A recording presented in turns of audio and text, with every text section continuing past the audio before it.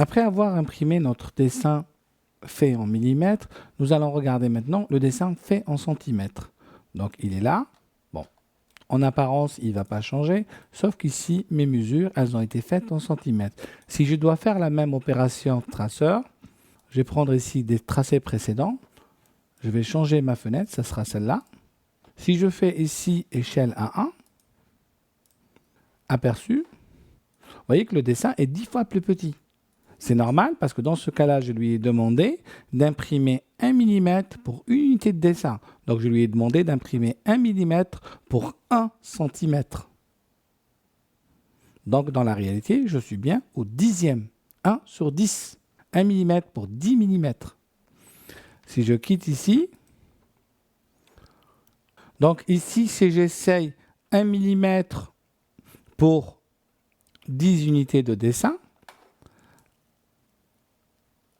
aperçu, le dessin il est encore plus petit. Parce que tout simplement, j'ai demandé 1 mm pour 10 cm. Donc c'est 1 mm pour 100 mm. Je suis au centième. Moi, ce que je voulais faire, c'est du 1,1. Revenons en arrière encore une fois. Cette fois-ci, je voudrais que 10 mm correspondent à une unité de dessin. 10 mm correspondant à 1 cm, donc 10 mm correspondant à 10 mm, on est bien sur une échelle 1, 1. Et voilà mon dessin qui sort ici à l'échelle 1, 1. Alors, toutes ces conversions que vous êtes amenés à faire dans votre vie professionnelle, si vous dessinez en millimètres, vous n'avez pas de problème, le 1 est égal à 1, le 1 dixième est égal à 1 dixième. Si vous dessinez en centimètres, pensez à convertir votre unité de dessin vers le centimètre. Si vous dessinez en mètres, pareil, faites attention. AutoCAD aussi vous propose, si on retourne ici dans les options, dans les préférences utilisateurs, modifier la liste d'échelles. Dans ma liste d'échelles, j'ai la possibilité de personnaliser mes échelles. D'ailleurs, il y en a une qui est personnalisée ici, que j'avais créée moi, centimètres à 1. En centimètres, comment je fais à 1? On va la monter, et là, je vais faire redéfinir. Pour que dans le centimètre, j'arrive à sortir l'échelle à 1, il faudrait que 10 unités de papier soient égales à 1 unité de dessin. Prenons d'autres exemples. On va faire ajouter. En centimètres, je veux sortir mon dessin au 1 centième. Ce qui voudrait dire que 1 mm égale 100 mm. Donc 1 mm égale 10 cm. Donc une unité de papier est égale à 10 unités de dessin. Je fais OK. Et voilà ma nouvelle liste pour le 1 centième. Prenons un exemple avec le cas du mètre. Je vais faire ajouter. Je dessine en mètres. Et je veux faire du 1 centième. Dans ce cas-là, 1 mm égale 100 mm. Donc 1 mm égale 0,1 mètre. Donc 10 mm ici égale unité de dessin. Et là, je fais OK et je viens de redéfinir mon centième.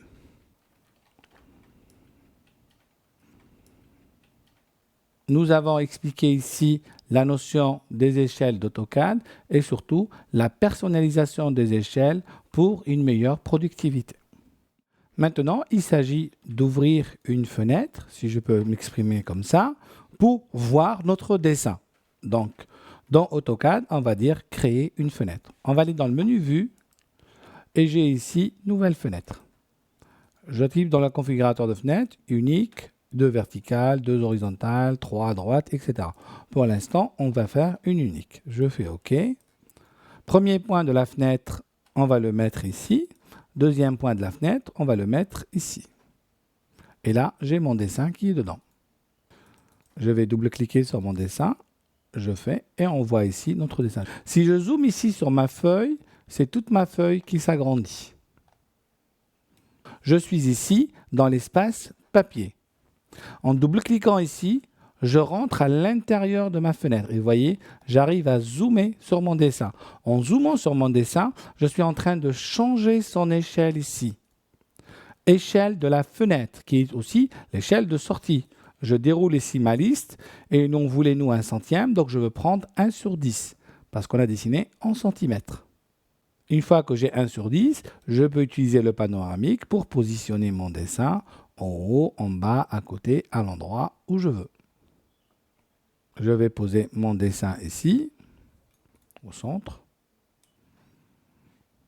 Double-clic ici. Remarquez quand vous êtes ici, si vous essayez de sélectionner les objets, vous n'arrivez pas à les atteindre. Parce que vous êtes dans l'espace papier. En double-cliquant ici, vous rentrez dans l'espace du coup, on va pouvoir sélectionner les objets et les modifier.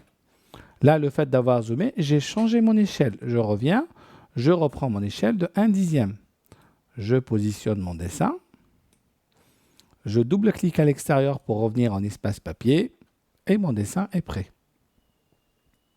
Si vous allez dans Propriétés du dessin, vous sélectionnez votre fenêtre ici. Vous avez ici la géométrie de la fenêtre. Vous avez ici la possibilité de verrouiller l'affichage. Si je verrouille ici l'affichage, j'ai beau rentrer dedans, zoomer, l'échelle ne change pas, même si je zoome à l'intérieur.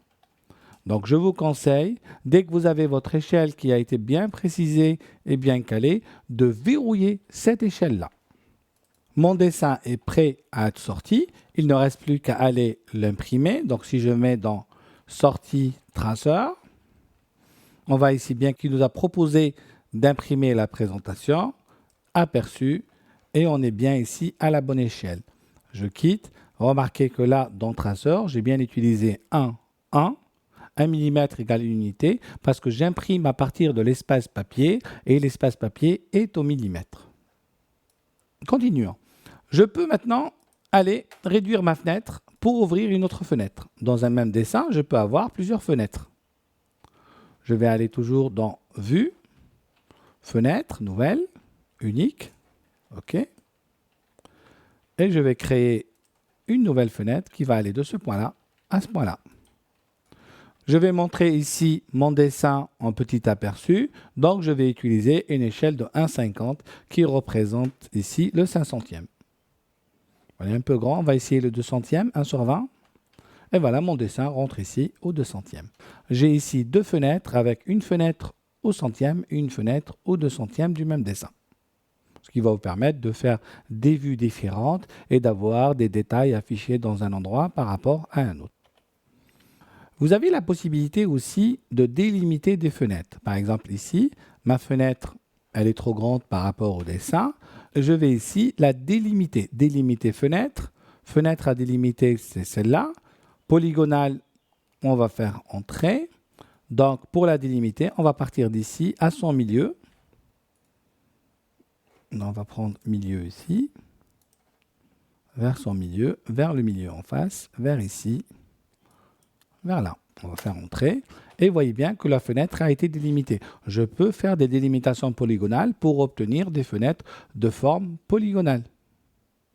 Je peux aussi, à partir d'un objet dessiné, je repasse en espace papier, je dessine ici un cercle. Et ce cercle-là, je vais tout simplement le transformer en fenêtre. Si je clique ici, créer à partir de l'objet. Et là, choix de l'objet, celui-là. Et vous voyez ici, j'ai une fenêtre ronde qui permettrait, par exemple, de voir tout le dessin. Je vais enregistrer mon dessin. Il s'enregistre.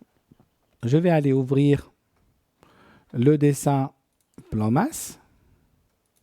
Poste de travail, c'est... Voilà, je vais aller ouvrir mon dessin plan masse. Je vais aller ici en présentation 2. Et tout simplement, on va agrandir la fenêtre. Ici, je suis en train d'intervenir sur les fenêtres.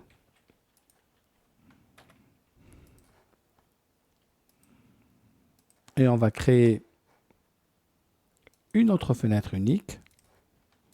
Cette fois-ci, qui va aller de là à là. Et dans laquelle je vais aller zoomer sur les maisons. Alors, ce que je voudrais faire ici dans cet exercice-là, c'est présenter mon plan masse qui est dessiné en mètres au millième et présenter les maisons ici à l'échelle 1 centième. L'échelle millième correspondrait dans ce cas-là à 1 millimètre pour 1 mètre dessiné. Voilà. Alors qu'ici, l'échelle pour obtenir du centième, c'est 2 pour 1. C'est 2 mm pour 1 mètre. Je recadre mes dessins ici. Je double-clique pour revenir en espace papier. Je me rends compte que j'ai encore de l'espace. Je vais déplacer cette fenêtre-là et redéplacer l'autre de manière à voir le reste de mon dessin. Je double-clique ici et je le repositionne minutieusement pour avoir la majorité de mon dessin. Voilà, sur cet exemple-là, j'ai sorti mon dessin 2 fois, le grand dessin au millième et le détail des maisons au 5 centième. Vous avez la possibilité aussi d'exporter votre dessin en format DWF ou en format PDF. Si on regarde ici dans l'onglet Sortie, Exporter, nous retrouvons ici 3 formats, PDF, DWF et DWFX. Le WFX étant une évolution du format DWF. Avant d'exporter, je veux choisir qu'est-ce que je veux faire étendu aux fenêtres. Je vais choisir fenêtre ici. Spécifier les coins opposés, d'accord. Je vais choisir ma fenêtre ici. Exporter la zone en PDF. Je vais aller dans le bureau. Dessin 6.pdf, enregistrer. Si je retourne ici dans mon bureau, j'ai un dessin 6.pdf que je vais pouvoir ouvrir.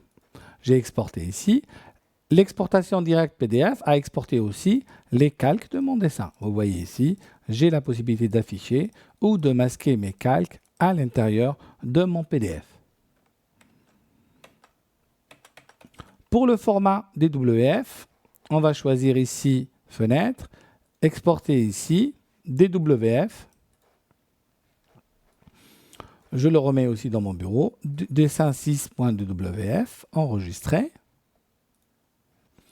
L'intérêt du WF, c'est d'être ouvert par les navigateurs web et on peut à l'intérieur le commenter et l'annoter. Donc pour des personnes qui ne possèdent pas AutoCAD, ils pourraient l'ouvrir par exemple avec l'Explorer et l'annoter. Nous allons tout de suite faire la manipulation. Donc ici, j'ai Internet Explorer. Mon dessin de WF est ici. Je vais le glisser sur mon dessin.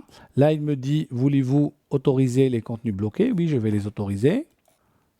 Et comme le player de WF est installé, j'ai ici mon dessin avec mon zoom étendu ici pour pouvoir voir mes loupes.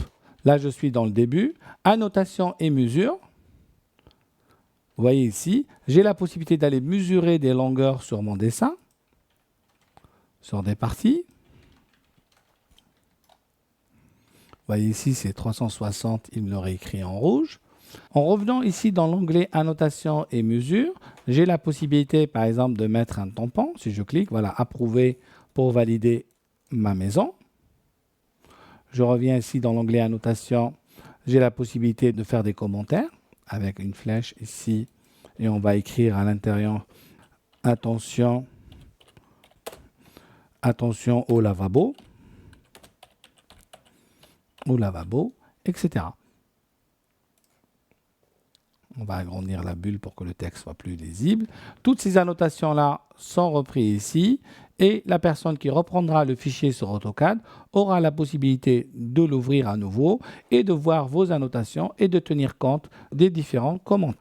Le format DWFX étant tout simplement une évolution du format DWF.